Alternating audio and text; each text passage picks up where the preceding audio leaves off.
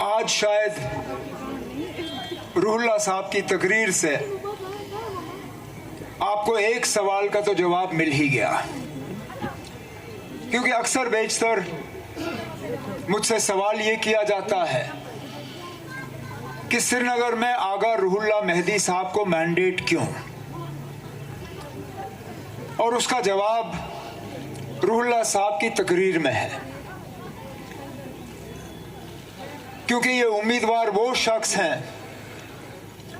जो मौक़िफ़ से हटते नहीं, उनको इस बात की परवाह नहीं है कि उनके किसी चीज़ का कहने से किसी को नाराज़गी होगी, किसी को बुरा लगेगा, कोई खुश होगा या नाराज़ होगा।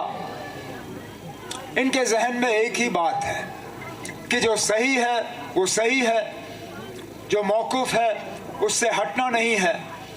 और इंशाअल्लाह जब वो आपके वोटों को लेके यहाँ से जून के पहले हफ्ते में कामयाब होकर आपकी नुमाइंदगी करने के लिए दिल्ली पार्लियामेंट चला जाएगा, तो इसी तरह दमदार और ज़ोरदार तकरीरों में वो आपकी नुमाइंदगी जो है यहाँ से करता रहेगा।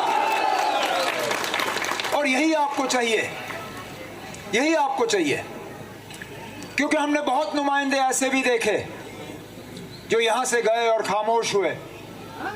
हमने वो लोग भी देखे जिन्होंने बीजेपी के खिलाफ वोट मांग के उन्हीं के साथ फिर हाथ मिलाया।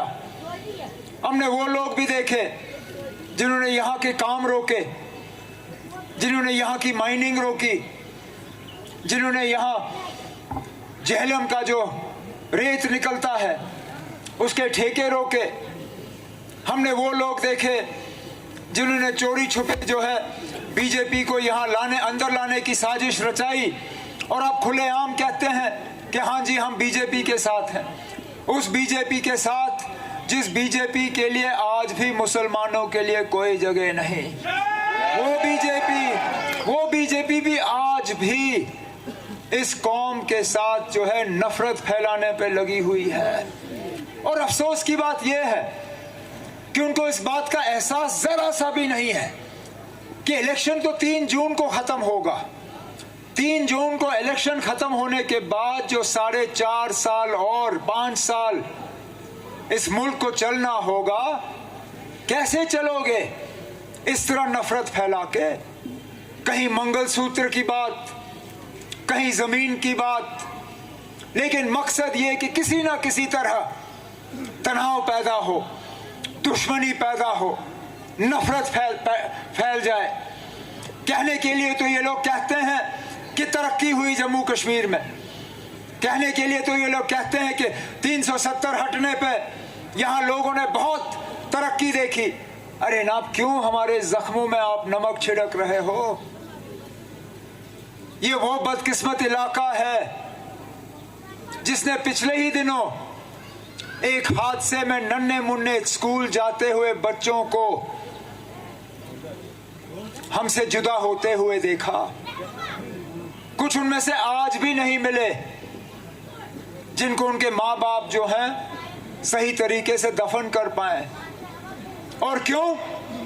क्योंकि वो पुल उनके लिए बना नहीं, वो पुल उनके लिए बना नहीं जो पुल हमारे दौर में सैंक्शन हुआ था।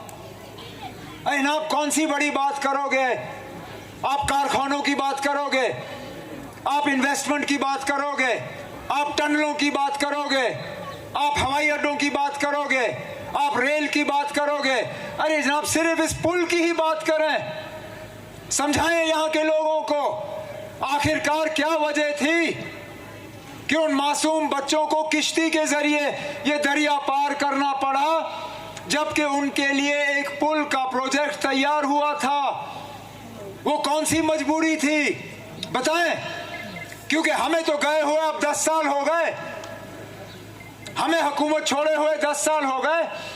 हमारे बाद जो आए, जो आज दोबारा आपसे वोट मांग रहे हैं, जिन्होंने 2014 में एक लिबास पहन के मांगा था, जो आज दूसरा लिबास पहन के मांग रहे हैं, कम से कम वो इस बात का जवाब दे कि जब आपने अपने कीमती वोटों से उनको जितवाया, मैं भी उस वक्त उम्मीदवार था, मैं रह गया, मुझे छोड़ के आपने उनको पसंद किया, आपके वोट लेके उसने किया क्या?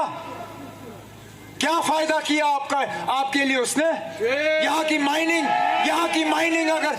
माइनिंग अगर बंद हुई तो उनके दौर में बंद हुई। अगर वो पुल का प्रोजेक्ट रुका तो उनके दौर में रुका।